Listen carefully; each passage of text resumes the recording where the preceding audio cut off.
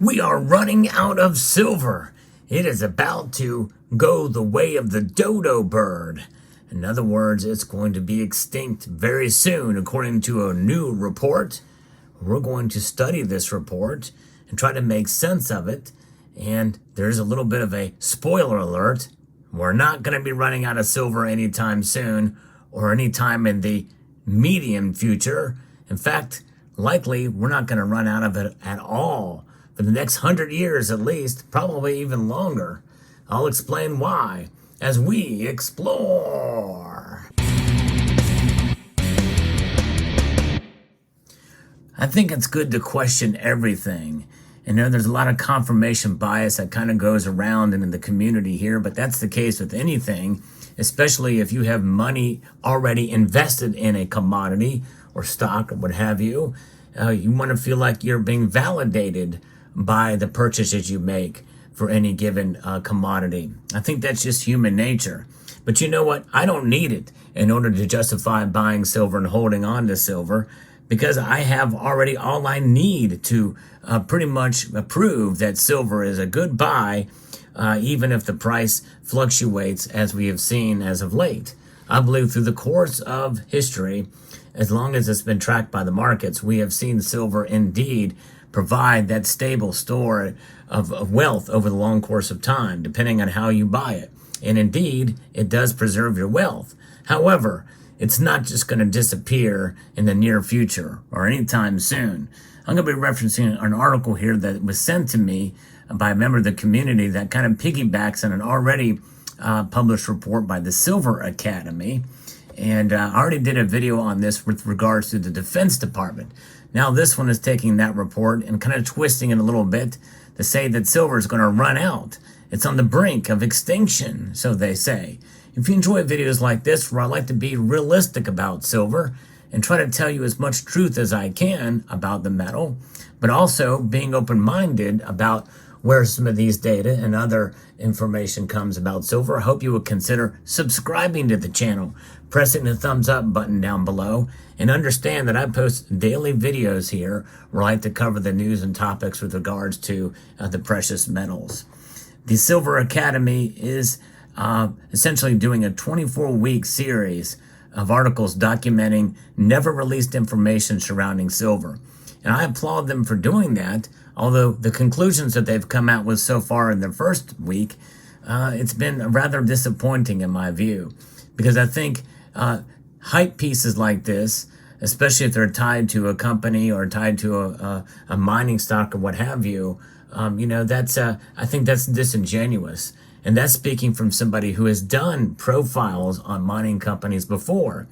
But you keep in mind, you take a look at what the kind of information that's profiled, we're always encouraged to let our viewers know to do the research and to see what's going on. Usually that's specific to the areas where they're drilling or they're exploring to drill. Not necessarily, pumping up, silver's or gold's price or what have you to where that it's going to just, run out anytime soon, or, basically taking information and twisting it to create a hype that really is not there and shouldn't be there. And there is a difference there. I think that's just it. Now we know silver's been used for thousands of years, and not only for money, but also for other uses as well, for utensils, for trade. It's been the basis for monetary system. Of all the metals, pure silver is the most reflective. It is the whitest of the metals because of that, and has the highest thermal and electrical conductivity. And by the way, I'll go a step further here and say that it is the most versatile metal on the periodic table. There's no other metal that comes even close to comparing to the versatility of its uses, which is quite remarkable. There's no question about that. We know, and as has reported before, that the U.S. government, the Department of Defense and Energy, and the Interior, and the U.S. Geological Survey are collectively, they are reporting on silver inventories, and they had done that in the past, but they still do. But they really don't report on inventories as much as they have since the United States Bureau of Mines went under in 1996. And that's when we stopped reporting on these inventories from the government. essentially the U.S. strategic stockpile, which is pretty much depleted now, is gone. A lot of that was used for the Department of Defense, and we talked about that in a prior video on this. And they were the primary government agency, the U.S. Bureau of Mines, for scientific research and disseminating information on the extraction, processing, use, and conservation of mineral resources generally. Now that's pretty much done with the USGS and the Department of Energy. And what minerals are they deemed as critical there? Now we know silver has a lot of uses for in the Defense Department for bombs, nukes, shells, missiles. They say bullets too, but I don't really see much silver being used to utilize in bullets, as we're not hunting werewolves or vampires. But torpedoes, conventional submarines, anything electronic. There's electronics and rockets and satellites and other applications. But, the thing is commercial use of silver is much more than that. Of course, we talked about how the United States is importing 79% of its silver needs from around the world. But that does not necessarily mean that we're going to be depleted anytime soon. Even here in the United States, a lot of the reasons why I would think we're importing more is because of all the regulation that is here in the United States for drilling and extracting our own minerals. And I think we should relax some of those because we don't want to be relying on other nations. But again, they also show a chart which is referencing the USGS that shows how much reported silver stocks there were until they stopped reporting in 1996. No data available there throughout 2020, but then they somehow mentioned a couple of years where there was a silver scarcity, not silver shortage, and look at that, it's 2021 from the Defense Logistics Agency, but there's no source for that. That tells us exactly where that information. I couldn't find anything on that, but nonetheless, they begin to show their evidence in this article here about the critical materials.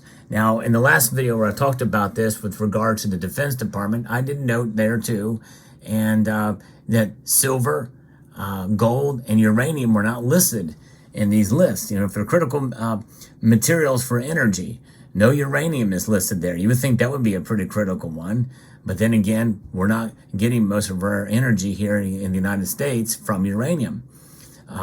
It's all fossil fuels, or they're really trying to push the green energy stuff, which is wind and solar as well too. But nonetheless, you have also clean coal technologies and compressed natural gas and the like. But then you have critical minerals from the Secretary of the Interior, acting through the Director of the U.S. Geological Survey. The USGS is important here, folks, because that is where we see the mining production that the U.S. debt clock references there. And so the critical list of minerals, which include a lot of metals and minerals that are very rare, some of them not so rare. In fact, aluminum is much more common and mined than certainly silver. There's no question about that. But you'll notice that there's no iron listed here too. Iron is not in this list. There's a lot of metals are not on the list. Some of them surprisingly are on the list. I'm kind of surprised in some ways that manganese would be there. Neodymium is there. Neodymium we're going to look at here later. Nickel is on the list. Iridium, indium, and by the way, gallium, the liquid metal that melts at 86 degrees as well too. And people wonder, well, why isn't silver and gold on there? And that's where it gets dicey here, folks, is what's going on with silver and gold? Why aren't they listed? And uranium as well. We're going to get to that in a moment. When you dig a little bit deeper and go beyond the headline and beyond the hype, we get an idea why they're not there. But the article kind of goes on and essentially finishes out with where these things are, quoting these critical elements that were on this government website on energy.gov. And we have short-term minerals that are listed, and then medium term. The short term is within these 5 years between 20 and 25, and the risk factor and the need is on this chart, and we can see that The high-risk minerals are like cobalt, gallium, graphite, iridium, neodymium, and terbium, as well as some of these other pieces those are the ones, the critical ones there. And the supply risk is high. In other words, there's not enough of it to go around to meet the needs there. And then the medium term, again, seeing that these metals here, lithium, nickel, understandable. Some of these minerals are hard to come by. Why are they critical? Why is the supply risk high? Nickel is more common than silver. Iridium definitely is not. It would make sense that it wouldn't be there. Platinum is understandable why it's there. But why not silver? And then you say, well, if you look at, there's another chart from a ResearchGate that they show, and what this is, and I've seen this chart before, and I knew as soon as they showed this chart that that's where I was going to call pretty much BS on this piece. Now, how much is left for me, if you were born in 2010, of these critical elements? Well, oil is going to run out in 2050, they say. In fact, 2045, according to two metrics, the years remaining if production continues to grow at the current rate. And that's where the furthest it can extend out. And then it shows us stopping before then if years remaining if production remains static. To me, these kind of mean the same thing. In other words, the same amount of production each year and would be this current rate. So I really don't see the difference there. I almost think they meant to say that if production were to stop now, the resources that are already above ground with no more mining or drilling. So oil would run out just above 2050. And of course, we've got other things like uranium. Uranium, there's enough of it to go around until 2080. And gas, coal, a long time for those minerals. Rare earths, believe it or not, rare earths, which is a combination of a lot of different minerals, could go on till about the year 2856. It's crazy to think about. But yeah, apparently there's enough of that. But what about some of these other materials? Well, silver, they say, is going to go until about 2034. And then we're done with silver, they say. Wow. Of course, if you look at the other measure, if it was the production would remain static, however they define that, it's going to be about 2027 where we're going to run out of silver. And zinc is even less. So zinc, think about zinc. Look how common zinc is. It's used in our sense, which means that this graph makes no sense. It's insane. And gold is going to run out about 2030, hard stop. Copper is not going to last very long either, according to this chart here too. It just doesn't make any sense. And antimony and lead would run out before gold and silver do. So very, very odd and very strange. How are they coming up with these numbers? They use this one graph here in this piece without any explanation as to what these numbers really mean and any data to back it up. But that is it says this chart thinks differently than the Department of Energy. Silver and gold indeed is on the brink of extinction. Well, I beg to differ, because when you look closer at it, and again, I did some digging here, there's something called the federalregister.gov. And the federalregister.gov says that we're not out of time. You think about something like this. This is a DeLorean. Well, this is extinct as an automobile. But look at all the materials that you use to make this piece, to make this car in the course of time. And there's actually talk about resurrecting the DeLorean again. I've actually seen some of the renderings of what a potential new DeLorean would look like. Nonetheless, the DeLorean as an automobile is gone, but all the materials used to create this automobile are still around. They're still here.